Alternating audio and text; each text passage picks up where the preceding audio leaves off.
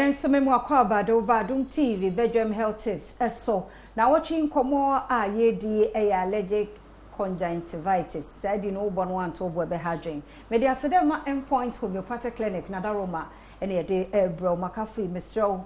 Ya nyahoko endpoint ho check o prostate no. Mema pe enewo. Kobo ho ban. Nkase bi mrade ne so ye be ma use machine. Bia na kokram bi no ni ade o ne sanu mu nyina monko ho hwe. Said you more at sea and a man so sa infections, see a war who quine. Nti see a check it, I would deal say be a kama, a beba kama dear my yari be a for endpoint. It was 0244867068 or bedoso, no a dim como. The doctor Rachel Kusia Kosan or a optometrist. Ya will know a war Frederick Optical Service. I don't know AD and comma or boy and pa. Dog and I see I'm watching.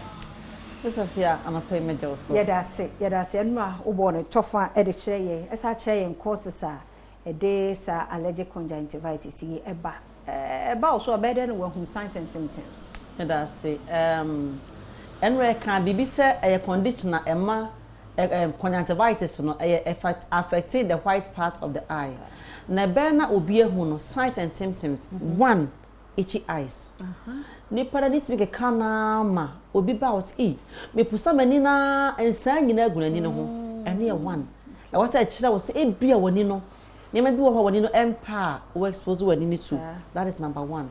And I can nipa na pusa so e be den e be red e tani ni nyina sa fia on obi a ne de wo ha wa pusa ma eso nyina ai se kuro no eti we wo wani bibi se ya na e sha ase no wo se pusa ne sa na be se ya allergic conjunctivitis. Okay. And our face when people who has annual aguani so because every crowd particles. But who has annual as I got to any so maybe as to any so. Now if you would choose one, now if I bear red. A year red na finish as in if so. And anybody to map on so and also a one. Now you can say it's me young cry, it's me young penny for. And cry the crowd the end a more because on the assembly a kind of money answer.